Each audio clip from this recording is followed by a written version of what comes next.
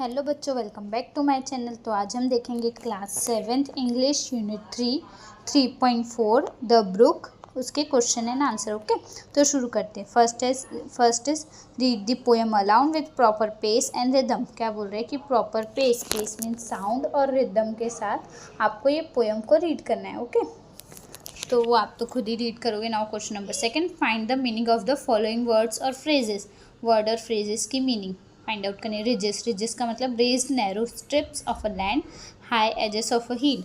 Strips narrow मतलब पतला सा रास्ता, और ये तो high edges of a hills means boundary. Hills की जो ऊपर वाला हाई पार्ट है उसकी boundaries, edges means boundary. Okay, brimming means full to the top, और ओवरफ्लोइंग ना। ब्रिमिंग रिवर मीन्स वो ऑलरेडी फ्लो हो रही है, ओवरफ्लोइंग है। Eddying moving in a small whirlpools और a circular currents. Eddying means move होना, सर्कुलर पार्ट में मूव होना, सर्कुलर मोशन में मूव होना। Babble to make continuous slow murmuring sounds, water का एक साउंड है। Okay, fallow uncultivated land left unused for a season. Uncultivated land mean जहाँ पे कल्टिवेशन नहीं हो रहा है, खेती नहीं हो रही, that is fallow. Trout a small fresh water fish found in the streams and rivers. Trout is a small fresh water fish है। ओके, ये तो हमें स्ट्रीम्स में या रिवर में मिलेगा। नेटेड इज कवर्ड और caught in a net forming a net like pattern. Covered और कॉट मीन्स नेट जैसा स्ट्रक्चर फॉर्म करना, नेटेड कहते हैं इसको। Okay, now rhyming words. Fun burn, poem में हमने राइमिंग वर्ड्स देखे थे। Fun burn, valley alley, ridges bridges, river forever, ways bays, flow go, gravel travel, stars bars. Now opposite words. Bright dark, near far, deep shallow, day night, come go, high low, many few. Okay, now question number third, answer the following. Who is the speaker in this poem? कौन है speaker? The brook stream itself is the brook है ना, speaker brook is the speaker in the poem. The brook itself is the speaker in the poem. Now question number second, which lines are repeated in the poem? What do they mean? कौन सी line repeated? The lines repeated are for men may come and men may go but I go on forever. These lines means that a human life is temporary but nature like the brook continuous to exist forever ना। इसका क्या मतलब है कि man की जो life है, human life temporary है, बट जो ब्रुक है, जो नेचर है, वो कंटिन्यूअस एग्जिस्ट करता है हमेशा के लिए। Now question third, where does the brook join the river? Brook कहाँ रिवर से ज्वाइन होता है? The brook join the river near Philip's farm. Philip's के फार्म पे उसका एंड होता है और वो रिवर में जाकर मिलता है ना, फिलिप्स के फार्म के यहाँ पे। Okay, now question number fourth, mention the various places that the brook flow past. उस प्लेस के नाम बताने जहाँ से ब्रुक बहते हुए आया है और रिवर में मिला है। The brooks flow pass 30 hills, उसने 30 हिल्स से पास होते हुए आया है। 20 villages, a little town and half 100 bridges before joining the river. River को ज्वाइन करने से पहले ये सबसे पास होते हुए आया है, पास। Okay, now question number fifth, often the brook speaks of itself as if it is a human. Okay, brook speak of itself as if it is a human. Often कि ब्रुक बता रहा है कि वो एज ए ह्यूमन रहता। For example, I bicker down a valley, मैं valley से bicker down होता हूँ, कि वो अपने आप को ह्यूमन जैसा बता रहा है कि बिकर डाउन मतलब नीचे आता हूँ वैली से। Find 2 other example of the human activity of the brooks. 2 other example बताने जो as a human activity brook करता है। I chatter over stony voice, कि मैं स्टोनी वॉइस से चैटर करता हूँ, टॉक करता हूँ। I wind about and in and out, और हवे के साथ मैं आगे आगे बहता हूँ। These are the example of personification where the brook is given human qualities. Okay, ये personification का example है जहाँ पर brook को human की qualities दी गई है ना, human qualities given है। Okay, that is the figure of speech. Okay, personification, figure of speech.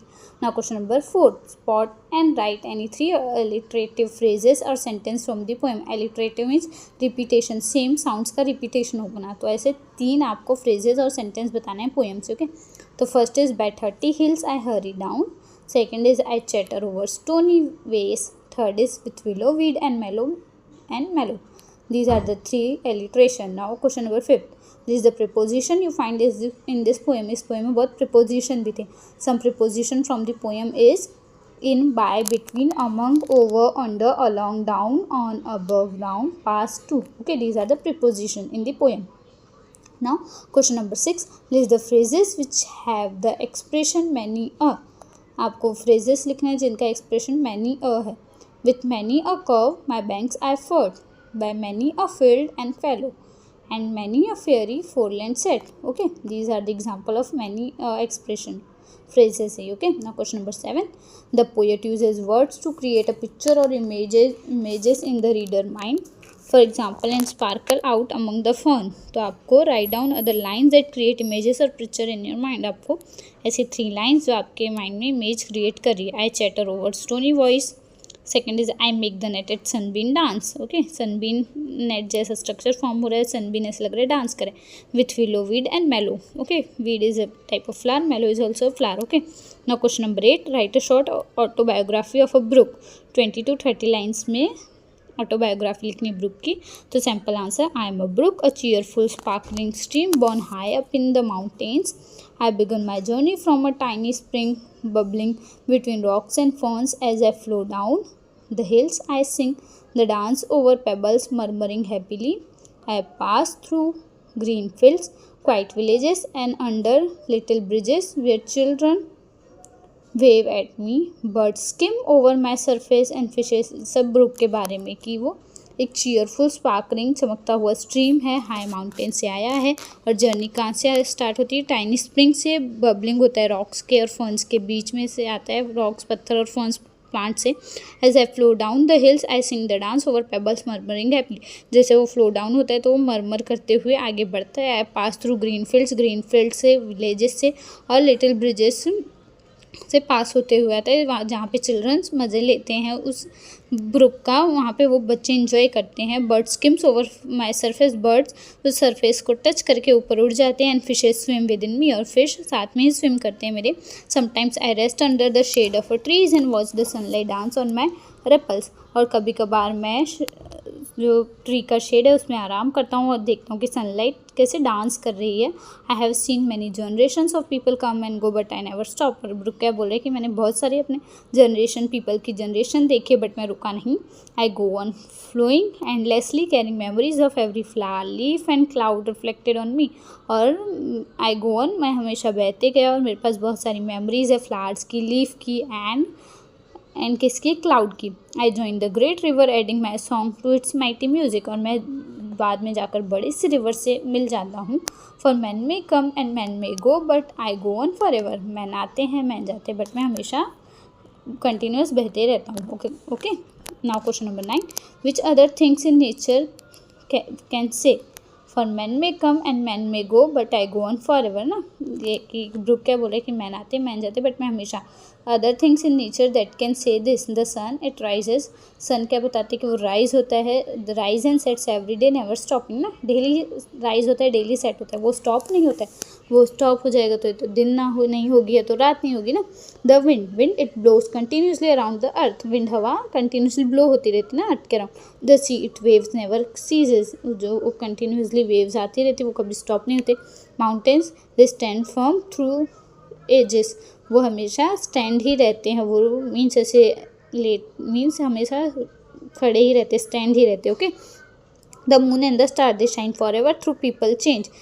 और द पीपल चेंज. मून और स्टार हमेशा शाइन करते रहते हैं हमेशा फॉर एवर बट और द पीपल चेंज होते रहते हैं. जनरेशन टू जनरेशन आती है बट वो हमेशा शाइन करते हैं. Now question number 10. Use the internet, your school library और other sources for the following activity. Try to find other nature poems. Okay, other nature's poem. First example is Daffodils by William Wordsworth. Second is Leisures by W.H. Davids. The Cloud by B.P. Shelley. The Solitary Reaper by William Wordsworth. Now question number 2. Draw or collect landscape that can be used as illustration. For this poem suggest scenes. क्या बोल रहे कि आपको draw या collect करना है landscape जो आपके ऐसे माइंड में एज अ कोई इमेज क्रिएट करते हैं इस पोएम से. तो flowing brook through green hills and valleys.